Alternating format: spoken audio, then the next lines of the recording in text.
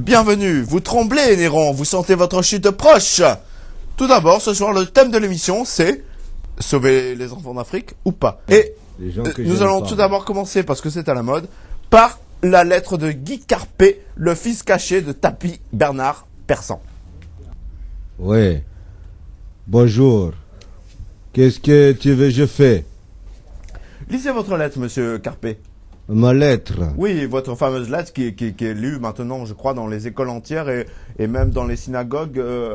Mon grand-père, il a souffert pour cette lettre. Alors tu la présentes un peu plus solennellement, s'il te plaît, d'accord? Et bien sûr, monsieur Carpé. Et sans te marrer comme un connard. Excusez-moi pour ce fou rire, mais c'était ouais. Vous savez, je suis sous trip maintenant depuis 5 ans.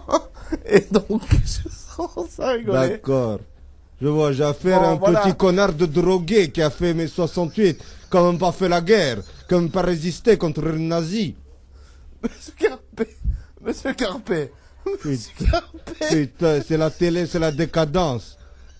D'accord, je vais te péter ta petite gueule d'enculé. Tu sais que moi j'ai été dans le maquis. Connard. Connard de merde. Monsieur Carpé. Même les techniciens, ils se foutent de ma gueule. Tout le monde, il se fout de ma gueule. Je vais la lire, la lettre. Tu vas comprendre un peu comment on a souffert. Et tu vas pas te marrer comme une merde une fois que j'aurai fini cette lettre. Plutôt qu'à te péter la bouche, je vais la lire. D'accord. Donc la lettre de Guy Carpé, qui sera bientôt lue dans tous les enfants de Corse et de Navarre. De l'école. Bonjour maman. Ma chère petite maman. Je suis en colonie à la Bourboule. Tout va bien. Le cuisinier, il fait pas toujours très bon à manger. Mais les moniteurs sont sympas. Hier, on a joué à poule, renard, vipère. Les vipères mangent les poules, et les poules mangent les renards, et les renards mangent les vipères. Moi, j'étais poule. J'ai fait un caprice parce qu'en fait, je voulais être renard. Et les moniteurs, ils m'ont privé des desserts. J'ai une petite copine. Elle s'appelle Dounia.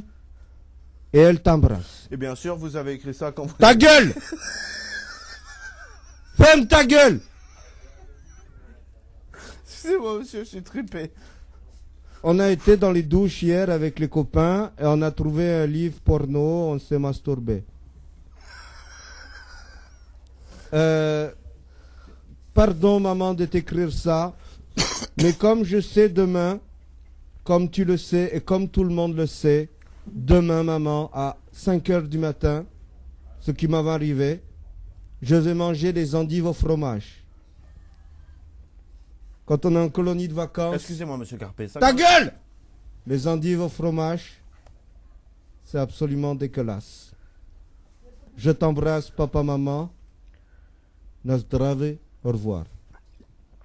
Voilà, qu'est-ce que tu veux me dire? Je pense qu'on peut applaudir monsieur Carpé pour sa lettre, qui est maintenant un hommage à tous les enfants qui ont souffert pendant les colonies de vacances, il faut le dire.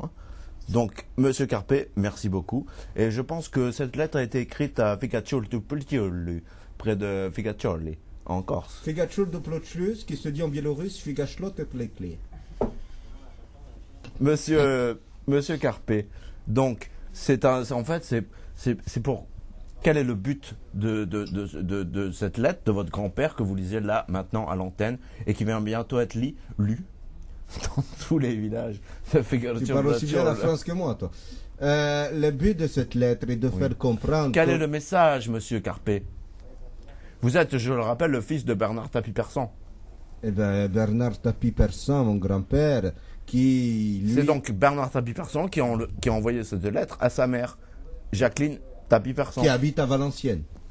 C'est bien ça. Oui. Eh ben, le but de cette lettre, il est très simple. C'est de faire comprendre que mon grand-père, avant d'être Bernard Tapie Persan, il a vécu, lui, dans les colonies de vacances. Il a mangé les endives au fromage. Et il s'est battu. Et il est devenu, aujourd'hui, un richissime homme.